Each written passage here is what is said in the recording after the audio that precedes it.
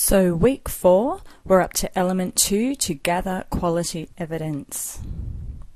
So 2.1, when we follow along with our performance criterion in the unit of competency, is to use agreed assessment methods and instruments to gather, organise and document evidence in a format suitable for determining competence. Fair enough, so let's break all of that down, and we're going to start with using agreed assessment methods. So assessment methods are just different techniques to gather different types of evidence. So some of the assessment methods are direct observation. So this can be done in face-to-face. But as we've discussed in week 3, we've found a way through the webcasting to do that with e-learning as well. So when we open up the cameras, when we send people into their little, side rooms there, we can jump in and out randomly as the assessor and directly observe the activities through e-learning in an Illuminate webcast. We don't have to visually observe them, we can audibly observe them. So perhaps if your learners just prefer to have their microphones on, we can still hear that, that activity going on as well. There's oral questioning, and I usually, and this is your choice of course, and the situation with your learners, but I prefer to do any direct questioning just to fill in any gaps and use that as enabling questions after the written questions have been done. And the written questions can be done really effectively with e-learning because you can actually set up those, SCORM files and have that automatically record through just to save the labour time and actually make it more cost effective for the learner as well. Portfolios of evidence. These will contain not just the activities that you provide, but can also contain some of their work product that they're providing from previous experience or current competency. Which, there's that next point there in reviewing the products that can actually be placed in your portfolio.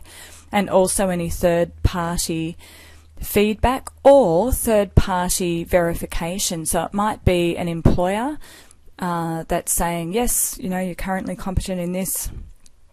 Mary performs this activity on a weekly basis, or performs this as part of her inherent requirements of the job. So all of that can actually be placed in your portfolio of evidence anyway. Third-party feedback, though, could also include feedback from the people that you're training and assessing. So that's a really key important method to use. So, we're looking there at the end user and how they're responding to the quality of training and assessment. So the other portion of that performance criterion 2.1 statement, we said use agreed methods and instruments. So let's try and break down the difference between an assessment method and an assessment instrument. Ooh, I think I'll just have to come out of that view to do that. Excuse me for a minute.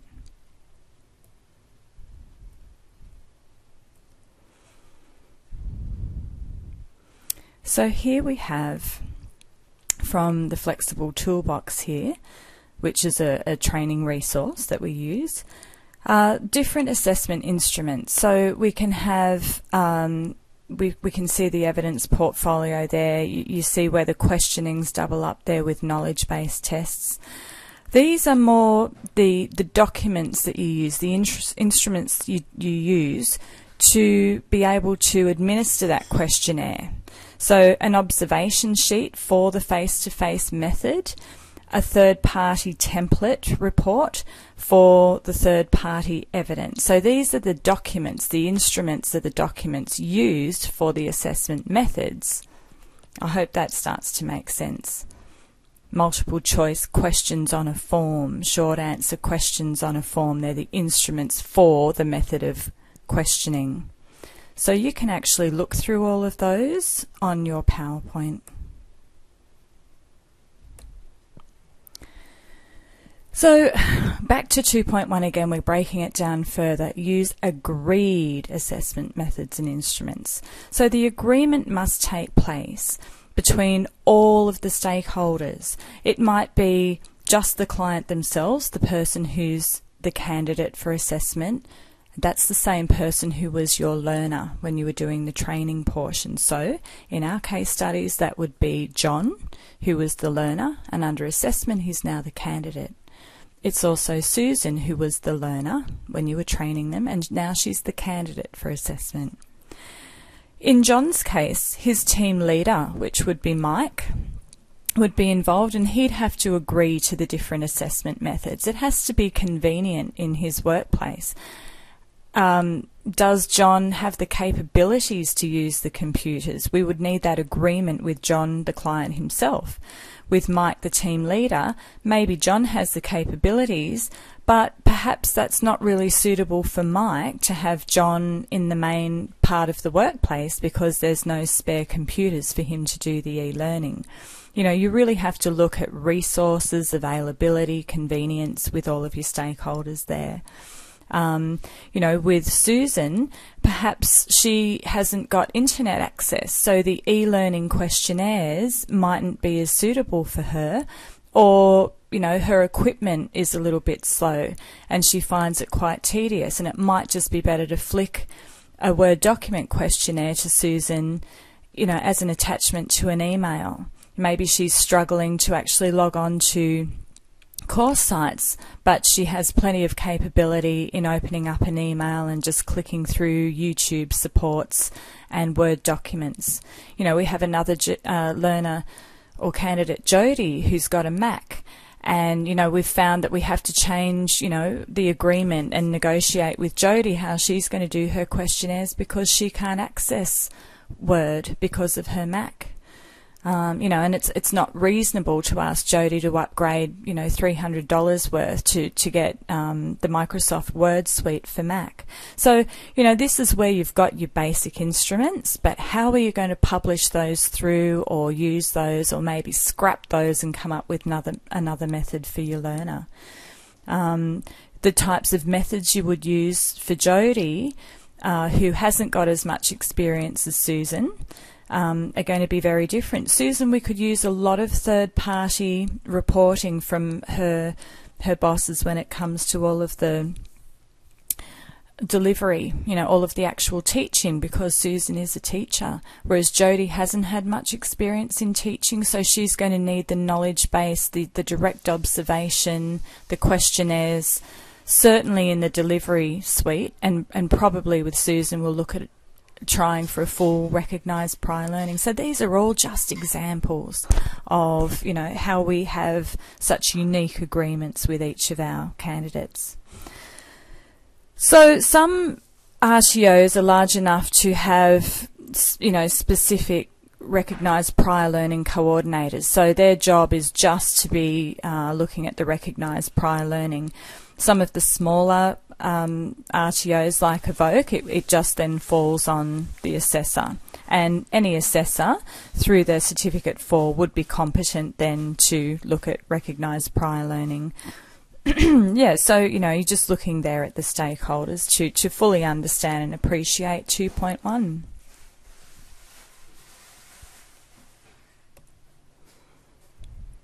So here's a little bit more information about what you would look at in your portfolio of evidence.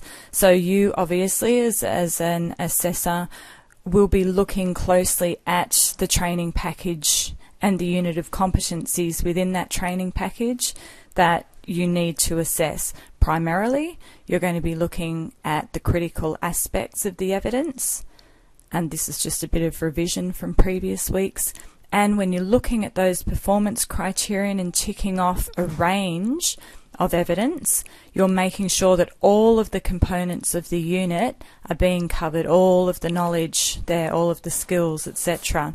The range statement's been fully fleshed out and people are giving you a fuller definition of those key terms that are showing up in bold and italics. So, and of course you can access that from training.gov.au. You'd be including in that portfolio, this is the final piece that you're filing away, the assessment plan and the assessment tool. Now some RTOs will streamline it down and include all of the information from the plan within the tool, It just depends on the different scenarios and you know what's needed. We certainly don't want to look at any double up, so you always apply a law of reasonableness there.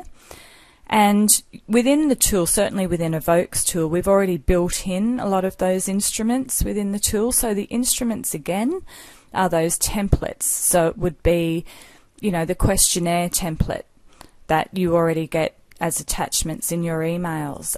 We have an observation checklist there. So the method is to observe, but we use the instrument of the checklist, which each assessor, you know, writes out in detail what it is that would be required in order to be competent.